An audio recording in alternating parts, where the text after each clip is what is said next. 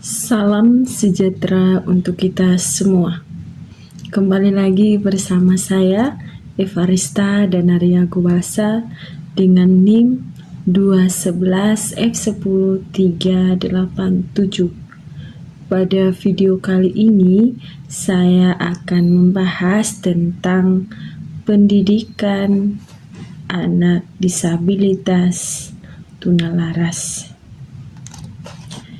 Di sini saya akan membahas yang pertama pengertian, yang kedua definisi anak tunalaras, yang ketiga klasifikasi, yang keempat penyebab anak tunalaras, dan yang terakhir yaitu dampak anak tunalaras. Sekarang kita masuk pada pembahasan yang pertama, yaitu pengertian dan definisi anak tunalaras. Istilah tunalaras berasal dari kata tuna yang berarti kurang dan laras berarti sesuai. Jadi, anak tunalaras berarti anak yang bertingkah laku kurang sesuai dengan lingkungan. Dalam hal ini, perilakunya sering bertentangan dengan norma-norma yang terdapat di dalam masyarakat tempat ia berada. Berikut definisi dan pengertian kelainan perilaku sosial atau sering kita kenal dengan istilah tunalaras dari beberapa sumber buku dan referensi.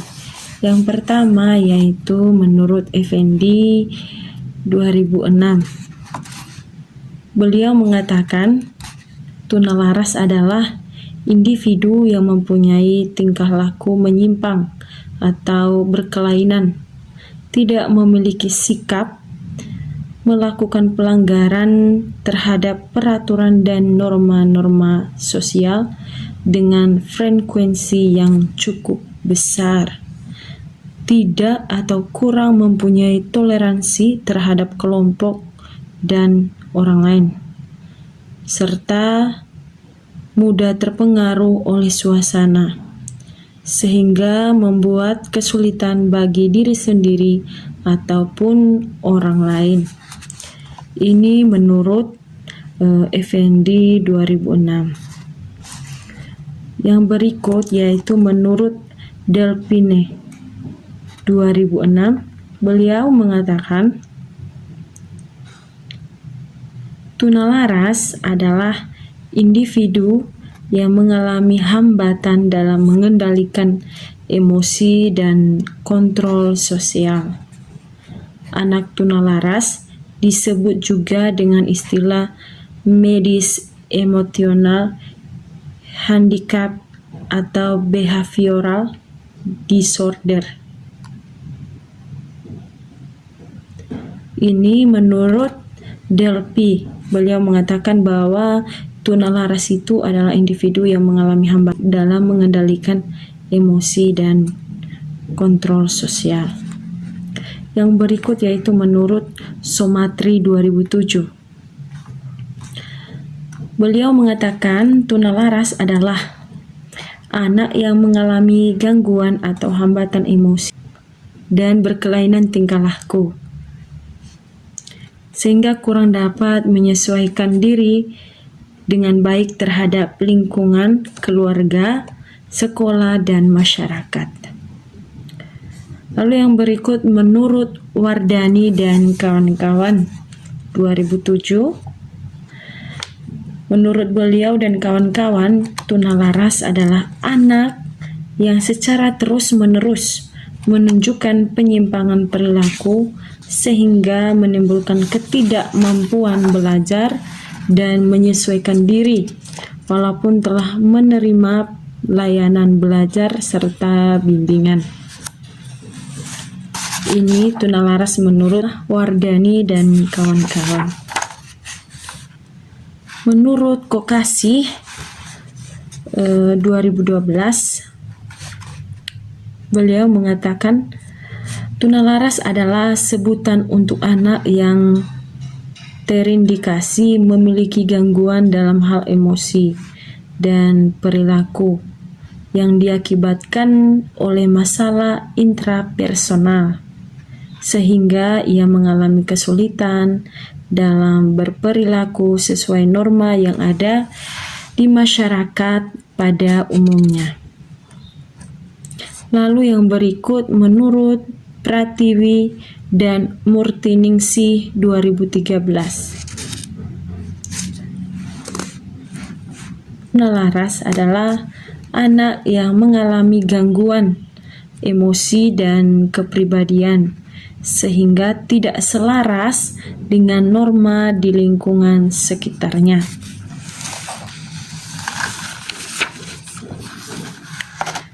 Jadi dari beberapa definisi di atas dapat disimpulkan bahwa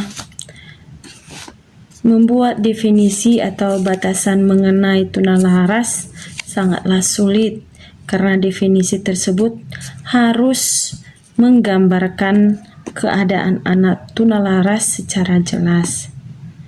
Beberapa komponen yang penting diperhatikan.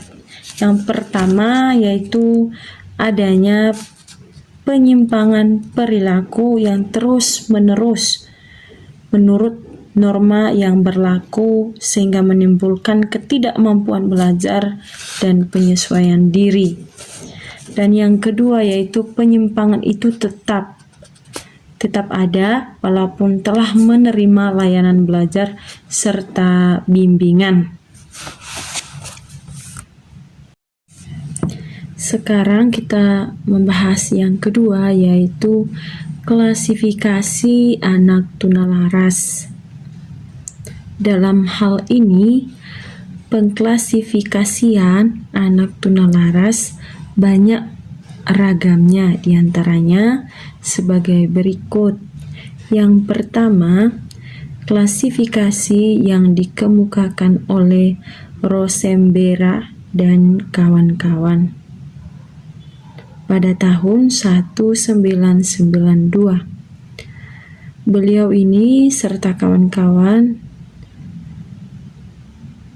berpendapat bahwa anak tunalaras dapat dikelompokkan atas tingkah laku yang berisiko tinggi atau rendah. Yang berisiko tinggi yaitu mereka yang hiperaktif, agresif, pembangkang, delinkuensi, dan anak yang menarik diri dari pergaulan sosial. Sedangkan yang berisiko rendah yaitu autisme dan skizofrenia. Secara umum, anak tunalaras menunjukkan ciri-ciri tingkah laku yang ada persamaannya pada setiap klasifikasi, yaitu kekacauan tingkah laku, kecemasan, dan menarik diri, kurang dewasa, serta agresif. Selain pembagian di atas, masih banyak tingkah laku anak-anak yang dapat digolongkan tunalaras yang belum mendapat layanan khusus. Misalnya anak yang merasa bahagia bila melihat api karena ingin selalu membakar dirinya saja. Dan yang kedua yaitu anak yang suka meninggalkan rumah. Ketiga yaitu penyimpangan seks dan lain sebagainya. Ini adalah klasifikasi anak tunalaras menurut Rosembera dan kawan-kawan. Lalu yang kedua yaitu sistem klasifikasi kelainan perilaku yang dialihbahasakan oleh Muhammad Amin dan kawan-kawan pada tahun 1991 halaman 51. Beliau mengatakan bahwa anak tunalaras yang pertama, anak yang mengalami gangguan perilaku yang kacau atau sering disebut conduct disorder, mengacu pada tipe anak yang melawan kekuasaan seperti bermusuhan dengan polisi dan guru, kejam, jahat, suka menyerang, dan hiperaktif. Yang kedua yaitu anak yang suka menarik diri. Anak yang pemalu, takut-takut, suka menyendiri, peka, dan penurut. Dalam hal ini, anak merasa tertekan batinnya. Lalu yang ketiga yaitu dimensi ketidakmatangan, mengacu kepada anak-anak yang tidak ada perhatian, lambat, tak berminat untuk sekolah, pemalas, suka melamun, dan pendiam. Dalam hal ini mereka mirip seperti anak autistik. Lalu yang berikut yaitu anak agresi sosial. Dalam hal ini mereka mempunyai ciri atau masalah perilaku yang sama dengan gangguan perilaku yang bersosialisasi dengan geng-geng tertentu. Anak tipe ini termasuk dalam perilaku pencurian dan pembolosan. Mereka merupakan suatu bahaya bagi masyarakat umumnya. Lalu yang berikut yaitu klasifikasi anak tunalaras menurut Sunardi tahun 1995. Beliau mengatakan anak tunalaras atau tunasosial dapat diklasifikasikan dalam dua kelompok, yaitu berdasarkan psikiatris dan klasifikasi behavioristik. Adapun penjelasan jenis klasifikasi tersebut sebagai berikut. Yang pertama, klasifikasi psikiatris. Hal ini berdasarkan tingkat ringan, sedang, atau berat tunalaras, dibagi menjadi beberapa bagian, yaitu tingkat ringan atau sedang. Ini meliputi neurosis, psikoneurosis, gangguan perilaku kepribadian, yaitu penyimpangan perilaku ditandai dengan konflik emosi dan kecemasan, tetapi mempunyai hubungan dengan dunia nyata. Lalu yang kedua yaitu tingkat berat. Hal ini meliputi psihosis, yaitu penyimpangan perilaku ditandai dengan penyimpangan dari pola-pola perilaku normal dalam berpikir dan bertindak. Yang kedua yaitu schizophrenia, yaitu gangguan jiwa ditandai dengan distorsi berpikir, persepsi tidak normal, dan perilaku atau emosi yang aneh. Yang ketiga yaitu autisme. Ini adalah gangguan jiwa tingkat berat pada masa anak-anak, ditandai dengan isolasi diri secara berlebihan, perilaku aneh, keterlambatan perkembangan, biasanya dapat diamati sebelum usia 2-5 tahun. Lalu yang berikut yaitu klasifikasi behavioristik. Berdasarkan perilaku, anak tunalaras dibagi menjadi beberapa jenis, yaitu yang pertama, conduct disorder, yaitu mereka yang tidak memiliki kemampuan untuk mengendalikan diri, seperti berkelahi, memukul, menyerang orang lain, pemarah, tidak patuh, menentang, merusak milik orang lain, kurang ajar, nakal, hiperaktif, menolak arahan, mudah terganggu perhatiannya, lalu mencuri, menyalahkan orang lain, gaduh, dan suka ramai atau suka keributan. Ini yang dinamakan dengan conduct disorder. Yang berikut yaitu socialist aggression, yaitu mereka yang berperilaku secara berkelompok, seperti bertemu dengan anak-anak jahat lalu mencuri secara berkelompok, memiliki sifat setia terhadap teman-temannya yang nakal, lalu suka geng-geng, membuat geng-geng yang membuat rusuh di lingkungannya, lalu suka keluar tengah malam dan suka bolos di sekolah maupun di rumahnya. Ini yang disebut dengan socialist aggression.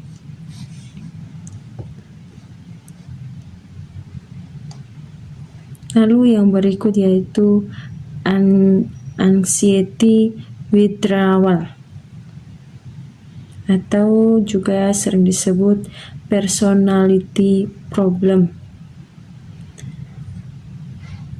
Personality problem ini adalah perilaku yang berkaitan dengan kepribadian seperti cemas, takut, tegang, sangat pemalu, menyendiri, tidak berteman, tidak memiliki teman, sedih, depresi, terlalu sensitif, terlalu perasa, merasa rendah diri, kurang percaya diri, mudah tersinggung, sangat tertutup, dan suka menangis. Ini yang sering disebut dengan personality problem. Lalu yang berikut yaitu immaturity atau inadequacy, yaitu kelompok yang memiliki perilaku, sikap atau kurang dewasa, kurang matang, seperti kemampuan memperhatikan jangka pendek, terus tidak dapat berkonsentrasi, suka melamun, kaku, pasif, kesulitan memperhatikan, kurang minat, gagal menyelesaikan sesuatu, ceroboh, dan tidak rapi. Ini adalah immaturity atau inadequacy. Berikut klasifikasi behavioristik. Yang berikut yaitu, sekarang kita masuk pada pembahasan yang berikutnya, yaitu karakteristik perkembangan anak tunalaras menurut Hidayat dan kawan-kawan 2013. Yang pertama yaitu perkembangan kognitif. Beliau mengatakan bahwa anak tunalaras memiliki kecerdasan yang tidak berbeda dengan anak-anak pada umumnya. Prestasi yang rendah di sekolah disebabkan mereka kehilangan minat dan konsentrasi belajar, dikarenakan karena masalah gangguan emosi yang mereka alami. Kegagalan dalam belajar di sekolah seringkali menimbulkan anggapan bahwa mereka memiliki inteligensi yang rendah. Kelemahan dalam perkembangan kecerdasan ini justru yang menjadi penyebab timbulnya gangguan tingkah laku. Masalah yang dihadapi anak dengan inteligensi rendah di sekolah adalah ketidakmampuan untuk menyamai teman-temannya. Padahal, pada dasarnya seorang anak tidak ingin berbeda dengan kelompoknya. terutama yang berkaitan dengan prestasi belajar. Yang kedua yaitu perkembangan kepribadian. Kepribadian merupakan struktur yang unik. Tidak ada dua individu yang memiliki kepribadian yang sama. Para ahli mendefinisikan kepribadian sebagai suatu organisasi yang dinamis pada sistem psikofisis individu yang turut menentukan cara yang unik dalam menyesuaikan diri dengan lingkungannya. Tingkah laku yang ditampilkan orang ini erat sekali kaitannya dengan upaya pemenuhan kebutuhan hidup. Konflik psikis dapat terjadi apabila terjadi benturan antara usaha pemenuhan kebutuhan dengan norma sosial. Kegagalan dalam pemenuhan kebutuhan dan penyelesaian konflik dapat menjadikan stabilitas emosi terganggu. Selanjutnya, mendorong terjadinya perilaku menyimpang dan dapat menimbulkan frustasi pada diri individu. Yang berikut yaitu perkembangan emosi. Terganggunya perkembangan emosi merupakan penyebab dari tingkah laku anak tunalaras. Ciri yang menonjol pada mereka adalah kehidupan emosi yang tidak stabil, ketidakmampuan mengekspresikan emosi secara tepat, dan pengendalian diri yang kurang sehingga mereka seringkali menjadi sangat emosional. Terganggunya kehidupan emosi ini terjadi sebagai akibat ketidakberhasilan anak dalam melewati fase-fase perkembangan. Lalu yang berikut yaitu perkembangan sosial. Sebagaimana telah kita pahami bahwa anak tunalaras mengalami hambatan dalam melakukan interaksi sosial dengan orang lain atau lingkungannya. Hal ini tidak berarti bahwa mereka sama sekali tidak memiliki kemampuan untuk membentuk hubungan sosial dengan semua orang. Dalam banyak kejadian, ternyata mereka ini dapat menjalin hubungan sosial yang sangat erat dengan temannya. Anak tunalaras memiliki penghayatan yang keliru, baik terhadap dirinya sendiri maupun terhadap lingkungan sosialnya. Seringkali mereka menganggap dirinya tidak berguna bagi orang lain dan merasa tidak berperasaan. Oleh karena itu, timbullah kesulitan dalam menjalin hubungan dengan orang lain. Sekarang kita masuk pada pembahasan yang berikut, yaitu penyebab anak tunalaras. Faktor penyebab timbulnya masalah perilaku sangatlah kompleks. Namun faktor ini dapat dikelompokkan sebagai berikut. Yang pertama, faktor keturunan. Yang kedua, faktor kerusakan fisik. Yang ketiga, faktor lingkungan. Dan yang terakhir yaitu faktor lain. Yang pertama kita membahas yaitu tentang faktor keturunan. Yang dimaksud dengan faktor keturunan yaitu adanya garis keturunan yang menderita depresi. Hal ini dapat menambah kemungkinan bagi seseorang mempunyai depresi.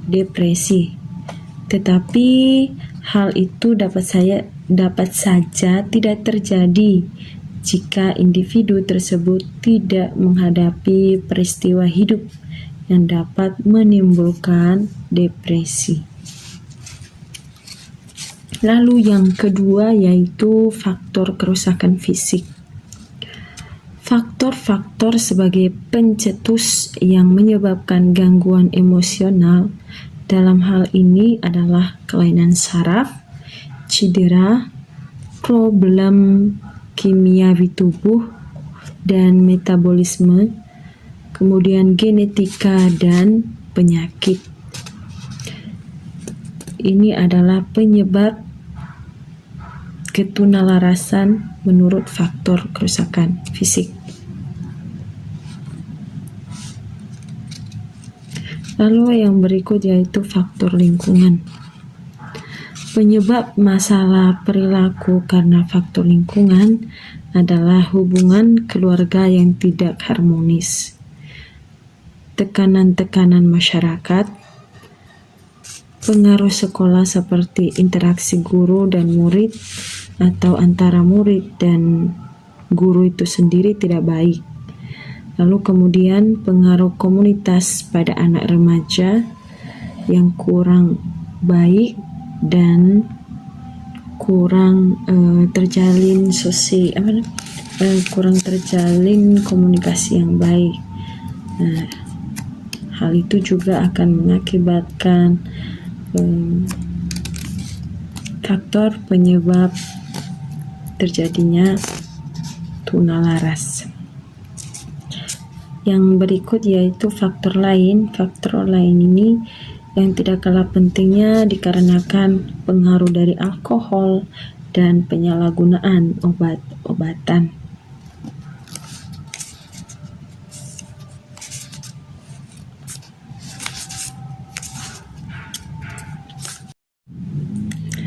Lalu yang berikut yaitu dampak pada anak tunalaras.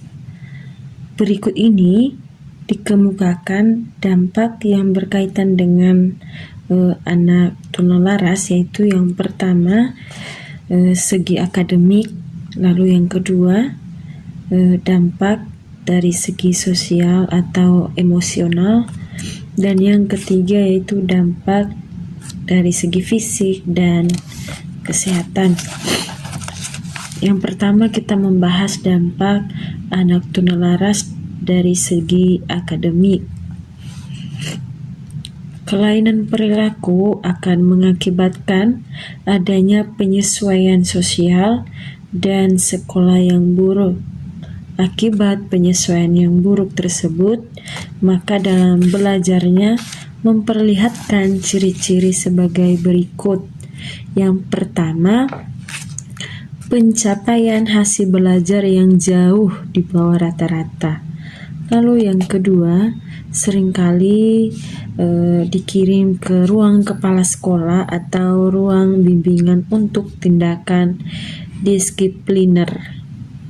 Lalu yang berikut yaitu seringkali tidak naik kelas atau bahkan keluar dari sekolahnya, dikeluarkan. Lalu yaitu seringkali bolos dari sekolah, lebih sering dikirim ke lembaga kesehatan dengan alasan sakit. Nah, hal ini perlu istirahat. Lalu anggota keluarga, terutama orang tua, lebih sering mendapat panggilan dari petugas kesehatan atau bagian kepolisian.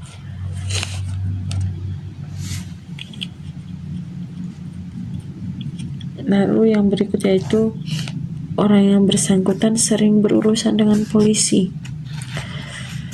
Yang berikut yaitu lebih sering menjalani masa percobaan dari yang berwenang, lebih sering melakukan pelanggaran hukum dan pelanggaran tanda-tanda lalu lintas. Ini adalah dampak anak tunalaras dari segi akademik. Lalu yang kedua yaitu dampak anak tunalaras dari segi sosial atau emosional. Dampak sosial atau emosional anak tunalaras dapat dijelaskan sebagai berikut. Yang pertama itu aspek sosial. Masalah yang menimbulkan gangguan bagi orang lain dengan ciri-ciri yang pertama, perilaku tidak diterima oleh masyarakat. Biasanya karena melanggar norma budaya dan perilaku melanggar aturan keluarga, sekolah, dan rumah tangga. Yang kedua yaitu perilaku tersebut ditandai dengan tindakan agresif,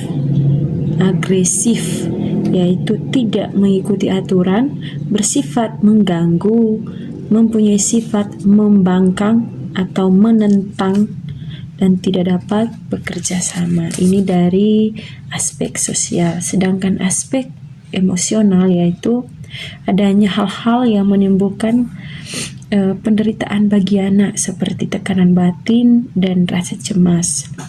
Lalu yang kedua yaitu adanya rasa gelisah seperti rasa malu, rendah diri, ketakutan, dan sangat sensitif atau perasa. Itu dampak anak tunalaras dari segi sosial atau emosional. Lalu yang berikut yaitu dampak anak tunalaras dari segi fisik atau kesehatan. Dampak anak tunalaras dari fisik atau kesehatan ditandai dengan adanya gangguan makan atau gangguan tidur dan gangguan gerakan. Seringkali anak merasakan ada sesuatu yang tidak beres pada jasmaninya. Ia mudah mendapat kecelakaan, merasa cemas terhadap kesehatannya, merasa seolah-olah sakit, kelainan lain yang berwujud seperti kelainan fisik, seperti gagap, buang air tidak terkendali, sering mengompol, dan biasanya jorok. Adalah dampak anak tunalaras dari segi fisik atau kesehatan.